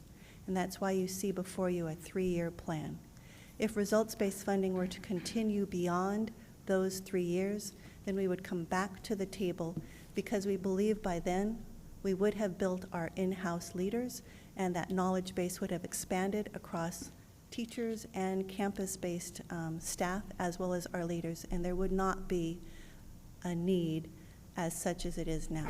So I just wanted to bring that back to you. This plan really is short term for those areas. Thank you very much. O'Brien. Reed. Dr. Galligan, I've heard some scuttle about, the idea of instead of hiring 3 PLC trainers, what if we were to use addenda money to help for teachers that are already doing that? Do you foresee the scope of what these PLC trainers would do to be too much work for an addenda position that we would need to create a new position? Could you clarify that a little bit for me, please? President Ordway, Ms. Reed, an addenda is by itself work that is done outside of the work day. So the intent of the PLC trainers is to work within the day, job embedded, so that they are working with team leads, actual teams, and school leaders during the day. Addenda, again, as I mentioned, would not be for work that's done during the school day because you're working during the school day and you receive a salary. It would have to be work that is done outside of the school day. Thank you. So to clarify, we would not want to have one of our classroom teachers also be a PLC trainer because they wouldn't be able to fulfill both of those responsibilities at the same time. Ms. Ordway, Ms. Reed, that would be correct. That's not to say, however, that we don't have possibly campuses that are giving an addenda to teachers to lead after school addenda currently. I would have to follow up on that, but I know for the most part we are working to embed teacher collaboration moving forward within the workday. Thank you. Ms. Frank. Well, first of all, I'd like to thank you for the presentation and for all of the work that's obviously gone into presenting us with the 3 options. And there are a lot of really great options within those in terms of loyalty bonuses and as well as high school interventionists. I'm so pleased to see that that's included. I do want to make sure I'm understanding this correctly. In one of the first slides, it says that the results-based funding has to be used to replicate a school site that generated the results-based funding. And then the example that was given was Constitution, but it wasn't in the list of schools that received results-based funding. So I'm wondering if if there's something I'm missing in the presentation.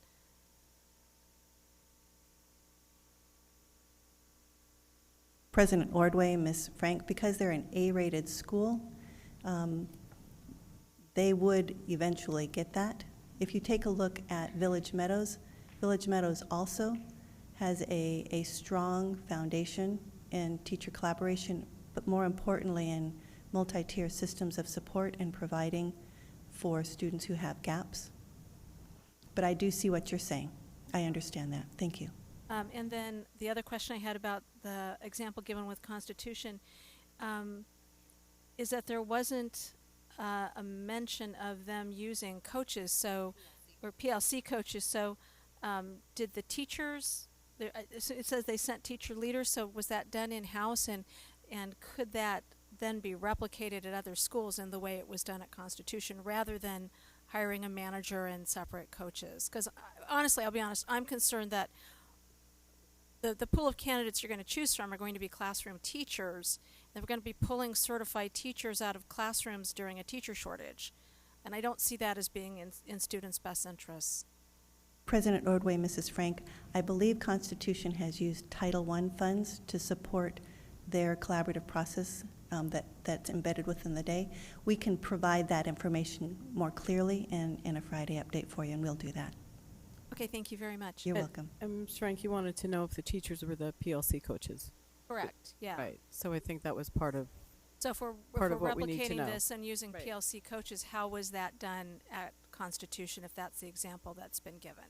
President Ordway, Ms. Frank, we'll have that for you.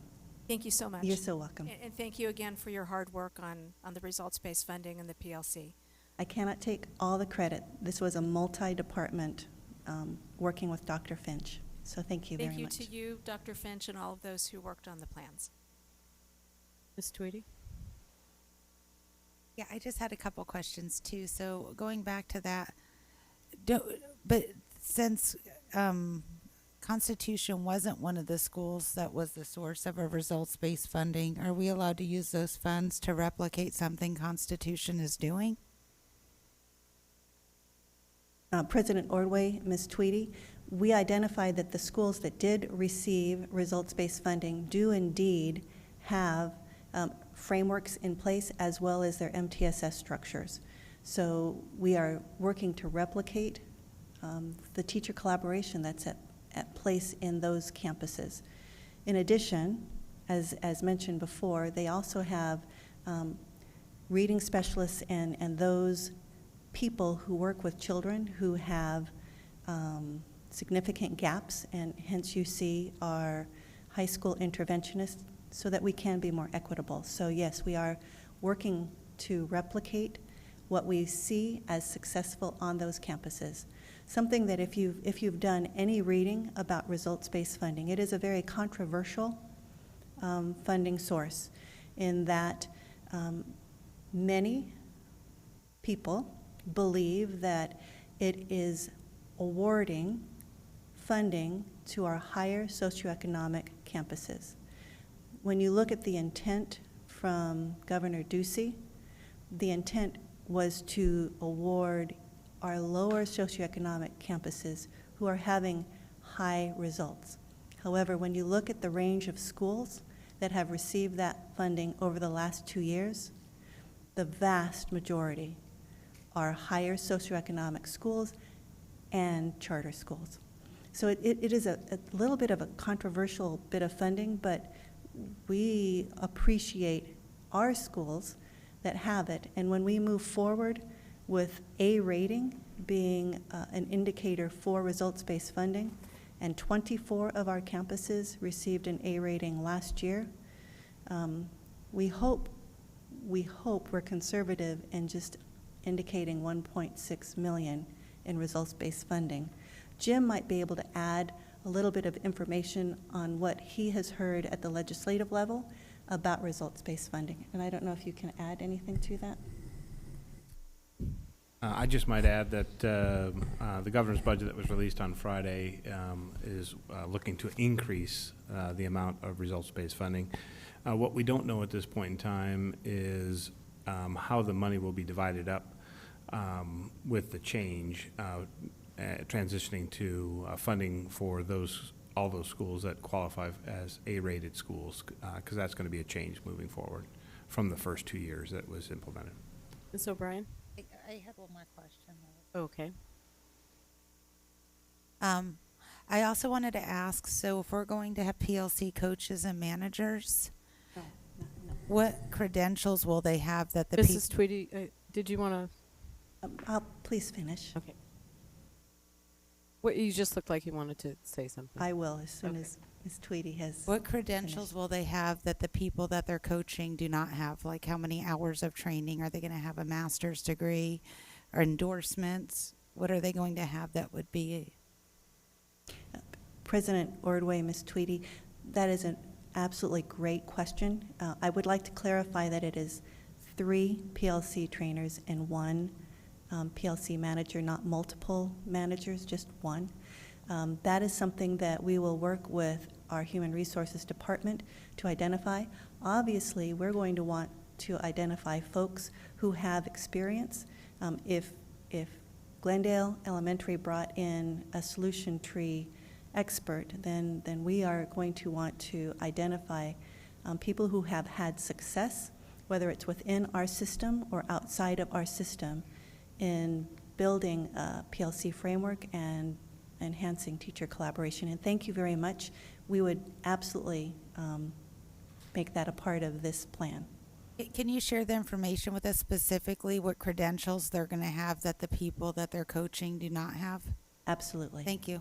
You're welcome.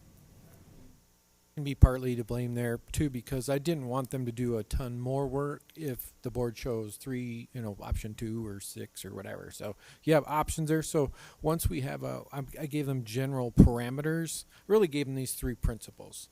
I wanted a plan that was not just 1 year. I wanted a 3-year approach at minimum. I wanted something that obviously continues to move the academic needle that we're working on. And then the last was, does it magnify our strategic plan? Is it helping us all go in the same direction? And so when I gave them those parameters, then I also told them, but when we get down to the details, I don't want to do all the work on all 3 if, specifically to the details that you're referring to. I think we have a good idea, but we are kind of plowing new ground here. We did borrow a lot of good ideas from our neighbors. I think I borrowed the good idea from you on the interventionists. So there's different places that we borrowed from different districts and created our own as well. When you and I had lunch, though, one thing you mentioned to me is you were going to survey all the employees and ask them if they wanted a PLC coach or more pay. Did you guys change your mind about that? No, we did it with the administration. Get the administration. You decided not to send it to all employees? Well, my theory was, or my thought was, the premise behind results-based funding had the 3. If you saw that slide earlier, what the premise was on the results-based funding was about. You had to replicate what was at schools, so and that kind of narrowed it right away. So that was my theory on going to administration. Principals, and they can talk to the teachers and find out what they thought would work the best. But that was my theory. Are you opposed to surveying the staff to see the certified staff to see what they think of this? If you thought that would be beneficial, I wouldn't be opposed to that. I would be interested in hearing that feedback. Yep. Okay, Mrs. O'Brien? No, Dr. Galligan or Dr. Finch, I just want to clarify one thing. The 3-year plan related to the 3 PLC trainers and PLC managers.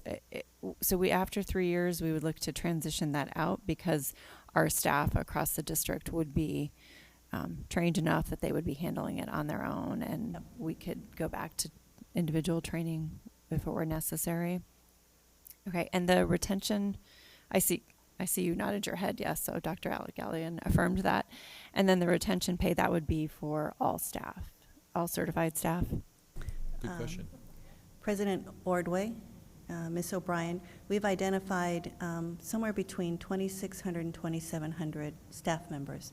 The way the statute is worded, and you can see that in some of the previous slides, it is for those folks who impact the classroom. So it would be teachers, leaders, and we've identified other certified staff that also impact the classroom and students in the classroom.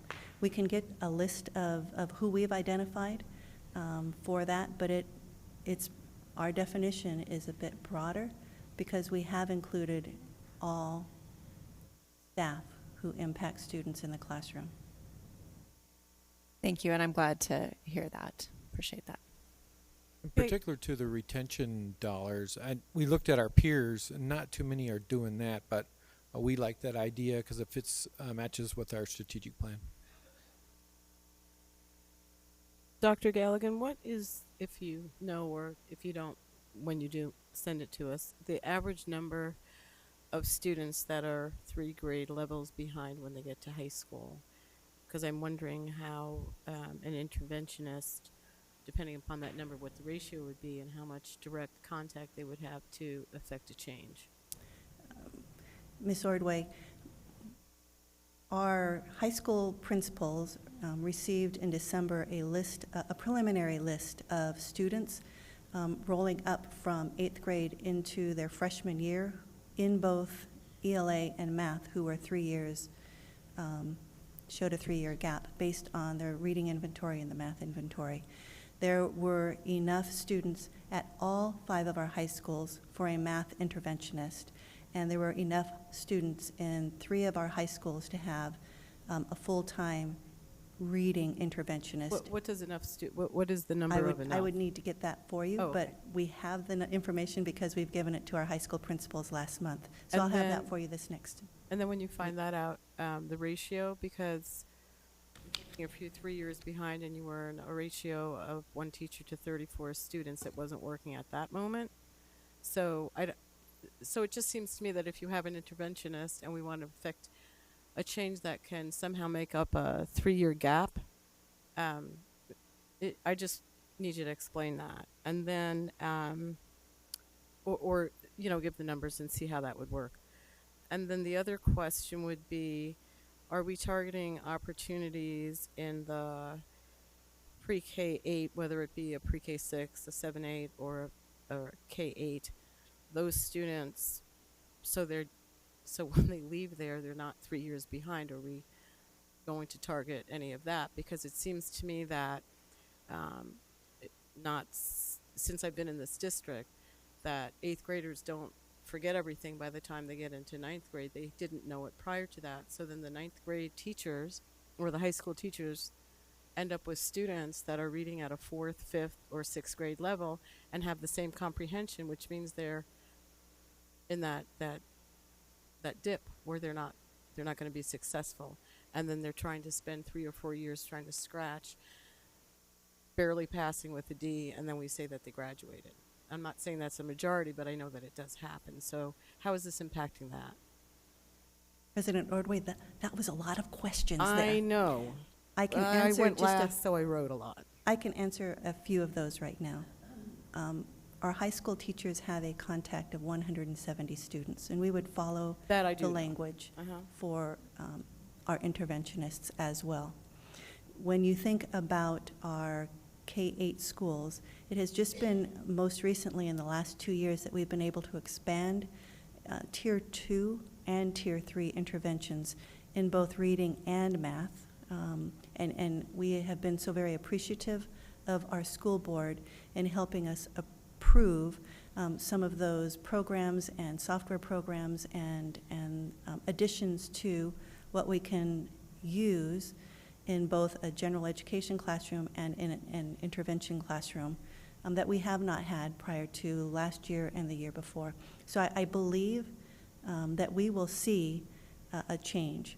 And then the most beautiful thing is that The purpose of the PLC framework is to attack student achievement and identify students when we know they have not learned, and how do we help them learn. And that's why we're on this journey. And I think, as Dr. Finch has indicated in his previous district, that is the single most important change that was made to positively impact student achievement.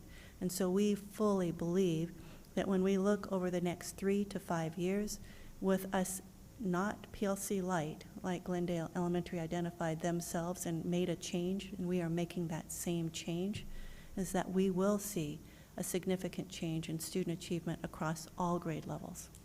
But for the rest of your questions, we'll get those to you. Okay, I appreciate that. We have this, this opportunity Absolutely. to target different areas where our kids need to be moved. And I just wanted to make sure that you heard what I had to say.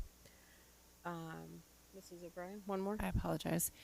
In year 3, or sorry, not in year 3, in proposal 3, there's a line item for paid summer PD for campus-based staff. And I know we've made some changes over how we've spent some of our other dollars. Are there opportunities to receive paid PD in the summer or during the school year without those dollars, or? President Ordway, Ms. O'Brien, it is much reduced. So finding funding sources is what I always go to Jim for and say, would we be able to? Could we? And then, of course, we'll continue to look for grants and other opportunities. Okay, and as a follow-up that, so the PD that teachers have in the past gotten through the district, does that help towards their recertification process usually, or sometimes? President Ordway, Ms. O'Brien, in some cases, yes. I don't know exactly how much. I could take a stab at that, but I couldn't give that to you. That's as an okay. You exact don't need to number. give that a college try. I appreciate your honesty there. Thank you, and sorry I put you on the spot. Dr. Finch, you have anything else you want to add? Just that we've had Ms. Frank is correct. We have spent hours and hours and hours on this with multiple committees, multiple groups, and so it's shaping up nicely. I like the direction it's going. I think there's some great options for the board to look at. So again, I think it meets the 3 criteria that I put forth to the group, and I want to thank Dr. Galgan for carrying the torch. Done a nice job. Okay, well, thank you everyone for all the hard work, and thank you everyone for staying.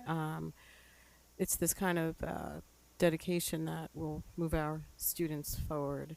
So with that, I would like to make a motion, or I'll make a motion to end the meeting. Is there a second? Second. Oh, I'm sorry. Mrs. O'Brien. Yeah, one more item. I apologize. I jumped. Should. I advised her incorrectly. I was at the end of my thing. The next thing is actually the discussion on legal representation. I apologize. Oh. Okay. Dr. Finch? The Sorry.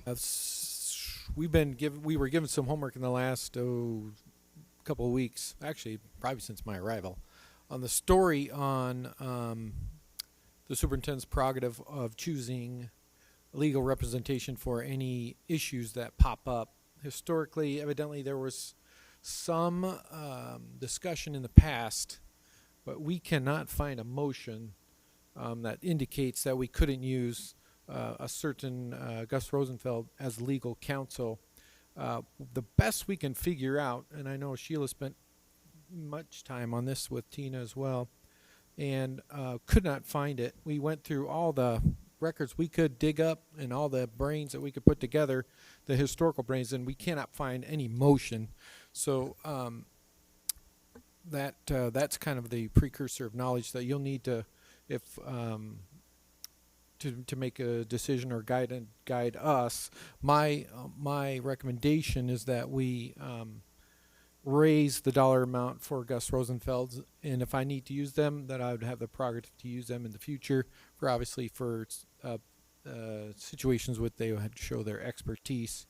I don't know them that well, so I'm relying on my team and how I've only intersected with them twice, mainly as special education issues. But historically, as a superintendent, usually the board gives that authority to the superintendent. So that's my 2 Question. cents.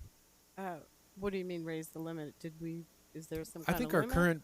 our current value or our limit on them is 60,000 plus or minus, and so I think Mr. Miglorino is recommending that we move it up to a standard what would be from our other attorneys that we use. So, I don't know what you're recommending there, Mr. M, but Mr.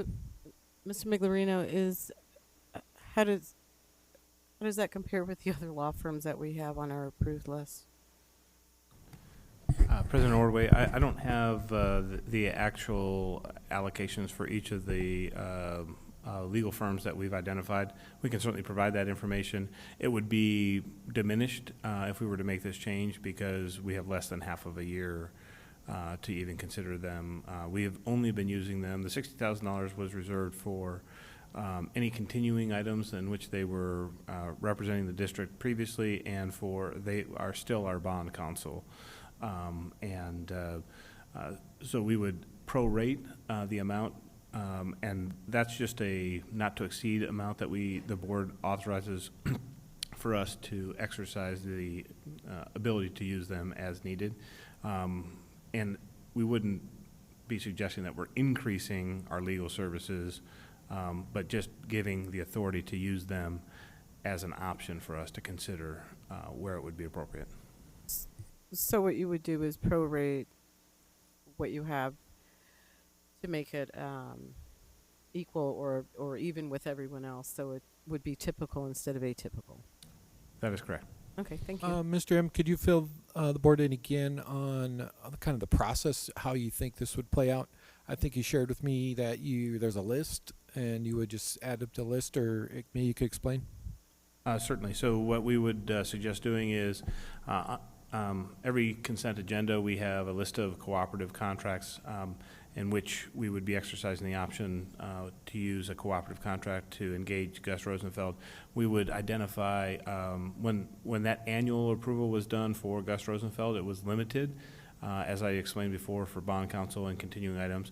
We would, in the description, identify it as general legal counsel. They have represented us in other matters, HR staffing issues, as well as in the area of general education and special education needs. So we would identify that in the description, and then we would utilize their services when we felt that they were the most appropriate match for the needs. And do we have any other law firms that we've done that with? President Ordway, yes, we have, I believe, 3 other firms currently. That we've made the same limitations? Yes, there are areas that are identified in their area of expertise for the firms, but most of them are general counsel, so it falls within a very large category of those attorneys that do school-related law. Okay, thank you. Does anyone else have anything? Ms. Sweeting? I'm not going to go into a lot of detail, and it's late, and I'm just going to say my spiel real quickly. I have 3 issues that have occurred with that attorney. So if I'm supposed to take legal counsel to vote, I would just respectfully ask that we use legal counsel that we all agree on. If the goal is for us to all work together, and I'm going to have to take a vote as a result of advice they gave me, for me it's important that I trust the attorney I'm receiving results. I don't know that it would be I'm actually confident it would be inappropriate for me to go into detail on these. So if we wanted to discuss it, it would have to be an executive session. But I do have 3 things in mind why I have a problem with this. But if you want to get the advice for yourself and you're not going to ask me to vote on this advice, I would say that's a different thing. But I do think if you're asking the board to receive legal advice and vote on a matter, I don't really think it's fair for one person to go, as long as I trust him, you should go and vote. I mean, that's just my thoughts. Well, wouldn't it be the same as because you don't trust him and other people do? So if we I think we should find someone we're all comfortable with. if we need to have an executive session, I think we can figure out if that's even, if we have a reason to have that. And then you could put that in the update. All right. Yeah, that would be where you could discuss that. And then And, that way um, Ms. Reed can be brought up to date on whatever she's not brought up to date on. On the, we could do an executive session next round. We'll look on the schedule and see if that's a possibility. That would work. It'd be better, obviously, to do it before your vote. So Yes, that would make if sense. that's a request. But we can listen to logic thing. Ms. Tweedy's thoughts. Sounds good. I'd also request executive session for the same reasons. Okay. Okay. Obviously, don't share your stuff with anyone else because that's 2 of you. 3 makes a charm. Sorry, what? Don't share with more than 2.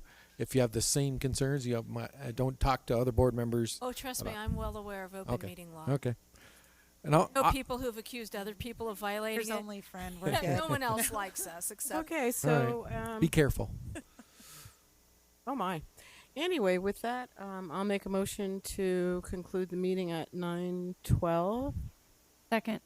All those in favor? Aye. Aye. Aye. Good night.